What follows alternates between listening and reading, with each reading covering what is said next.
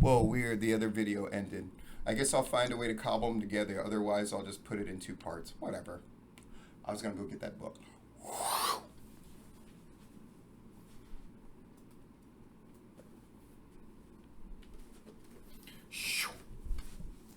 Geek Love. So this is my favorite novel of all time, Geek Love. And eventually I'm going to do this project where I use the quotes from Geek Love and a bunch of things about Geek Love. And yeah, anyway, I already had a graphic done by a cartoonist friend of mine for this project and all that stuff. But I just want to show you, right? Highlights, notes in the margins. All this crap that you had to do in school that you didn't want to do, and now I do it willingly, whereas at the time when I was in school, I hated doing it, right? Every page, yeah.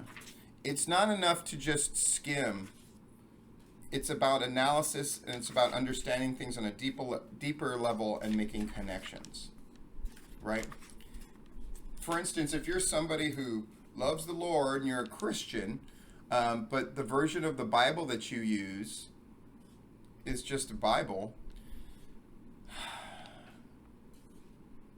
you're not really understanding the Bible as much as you could. If you don't have an Oxford Study Bible, then you're bullshitting yourself.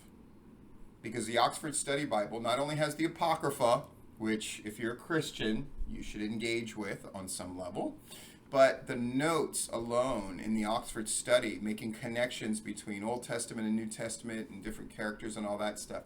Right now you're allowing somebody else to do that analysis for you, your pastor or whatnot, and you really should be making these connections yourself. You didn't know I was going to talk about the Bible, but yet here I am. Mastering coaching, driving Honda, right? Because the business I'm in is a company that's expanding and growing so rapidly.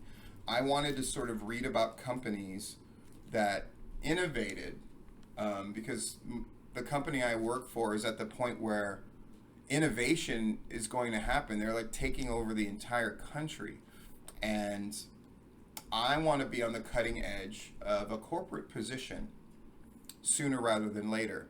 And the way I'm going to be able to contribute to that and get that job and keep that job and be great at that job is being able to help them continue to grow and expand and innovate. So I need to read about the companies that did that. At one point, Honda was considered the world's most innovative car company. That may not be the case anymore, but the simple fact is they broke into the market, and then they were always one step ahead of the competition. That's what I want to be able to think like. I kind of wish I had been like this mentality before I got into wrestling. I think PCW would have been a very different thing. But it's never too late to learn. In fact, it is too late if you're not doing it. You need to get on it. So I'm reading about Honda. I'm reading about this book called Barbarian. I get this magazine called The Week, which I highly recommend. They break down the best articles from everywhere, from every newspaper. They cover the left, the right, the center, and they break down stories, and they show representations from all this different media from all over the political spectrum to try to keep it fair. And then they have everything. They have like all the best gossip, all the best tabloid stuff. And then they also have a book review, and this was in their book reviews way back when, Barbarians led. It's basically talking about how Microsoft has done this great job of projecting Bill Gates as this like solo genius type that runs everything, but in reality it's a group of people who run it, and then they just sort of let Bill Gates be the face of it. Fascinating. This is a perennial favorite. I keep reading this thing again and again and again. Console Wars, about how Sega broke Nintendo's hold on the video game industry, and then how other video game consoles basically stole the market from both of them. Console Wars, and a guy named Tom Kalinke, who's a genius. Basically all that crap you 80s and 90s kids love, like fucking Transformers and all that shit, Tom Kalinke's responsible for all of it. He's responsible for Sega breaking in and breaking Nintendo's stranglehold on the video game console market, etc., etc. It's a great book. I highly recommend it. Console Wars. And then finally, In the Plex. Google is everything. Google is wired into our fucking lives in ways that we can't even comprehend. So my goal is to learn as much as I can about them. This one, In the Plex, it's how Google thinks, works, and shapes our lives. Stephen Levy is a guy, because when you read a lot, you start seeing the same authors pop up. And Stephen Levy wrote a book I loved called Hackers. And so if he wrote this thing about Google, it's the first one I'm going to read to sort of dive into that. All right. I say all that to say this. You got to learn more, and you got to fucking scroll less. You got to be less interested in people that you know and sort of know, and more interested in yourself and what you're learning. Let me say that again. You have to be less fascinated with people that you know and sort of know, and more interested in your own development. You have to be way more interested in it, and not projecting what you think your development is to the rest of the world so they'll think more of you. You have to be legitimately interested in your own development as a person, and intellectually, and emotionally, spiritually. So, people are fake, pro wrestling is real is fucking stupid. Scroll less, learn more, and then finally, put the video game console down. Put the video game console down. I play video games. I've always played a ton of video games. I was in like Street Fighter 2 tournaments before most of you were even fucking born. I still play Marvel Contest of Champions, which is the game that I obsess about, and that I play 24 hours straight for charity on President's Day. And by the way, I have huge goals coming up for that. So I play that video game a lot. But I also get more out of my day than most people I know. Almost everybody I know. But for most of you, it's an escape from your life. And it's the worst thing imaginable. You're like, no, being addicted to drugs, video games are your drug. Are they not? Listen, understand. Video games are the most dangerous thing going for people that don't know how to incorporate them in their lives. What do I mean? There are goals to accomplish in your video games, and it gives you that dopamine hit when you accomplish them. But when that game is off, you haven't done anything. It's the worst of all worlds. It makes you feel accomplished and makes you feel as if you've done something, but you really have done nothing. That's terrifying. Am I ultimately saying video games should not be played? Of course not. As I said before, I play video games. My kids do as well, but they have it in a proper context. I don't put a clock on them. They play when they're interested and they have the time, but otherwise they don't play. Am I happy that they're more interested in actually making art than just consuming somebody else's? Yes. And that's ultimately what put the video game controller down means. Create something. Don't just consume. Because that's all wrestling people tend to do, is get into arguments about what they're consuming and play video games for huge stretches of time and lose themselves. They're constantly trying to lose themselves instead of confront themselves. On to the last part. How to bury your enemies.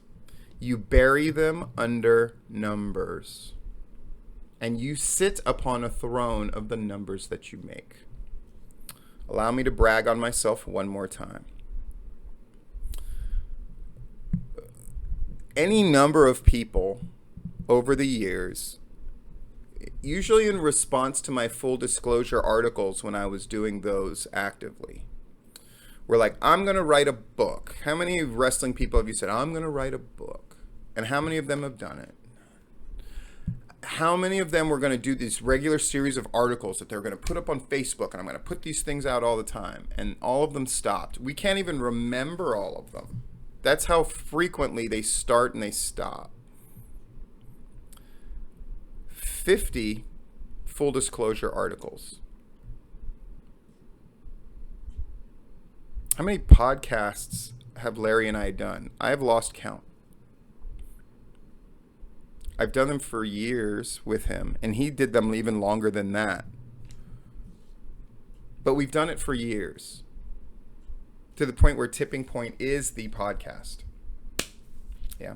Somebody else may take that place someday, but I doubt it.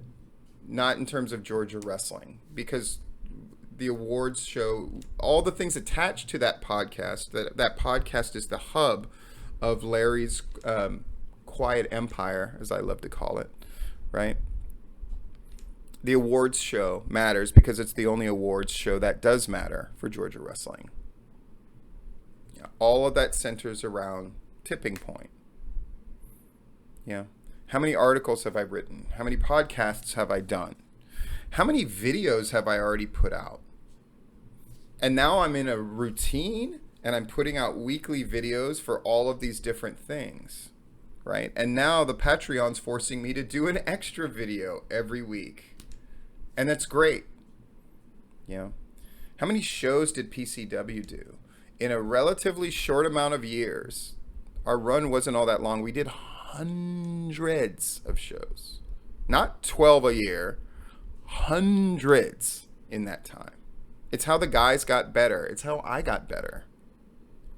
It's why I have the arrogance. Who do you fucking think you are, Stephen Platinum? Who is that guy?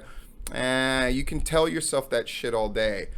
But at the end of the day, I do have the authority to speak. And people do want to listen. Because I buried my enemies. And I had a ton. I have less now, but I still have them. And I'm sure more are going to pop up in the future. I bury them under numbers. Oh, you're going to write this article? You're going to do these series of articles? No, you're not. You're not going to touch 50, right? Oh, you're going to do a podcast of your own. How exciting. Guess what? You're going to do 4 and then fucking stop doing them. Oh, you're going to do all these wrestling shows and I'm going to show Stephen Platinum and I can make it and I can do it. Call me when you get to fucking 500 of them. Yeah. Bury them under numbers and build your own throne out of those numbers.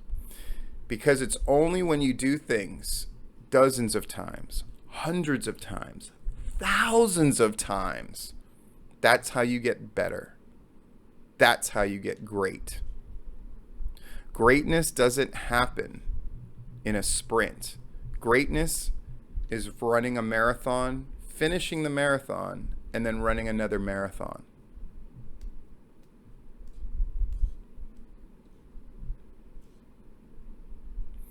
It's time to quit bullshitting yourself.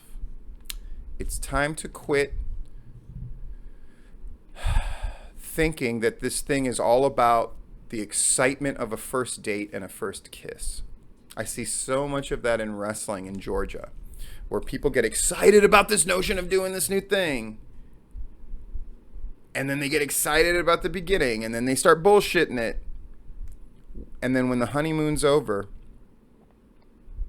and the work begins, and the true grind, not just that word that kids use all the time nowadays. Oh, I'm grinding, I'm hustling, I'm grinding, I'm hustling.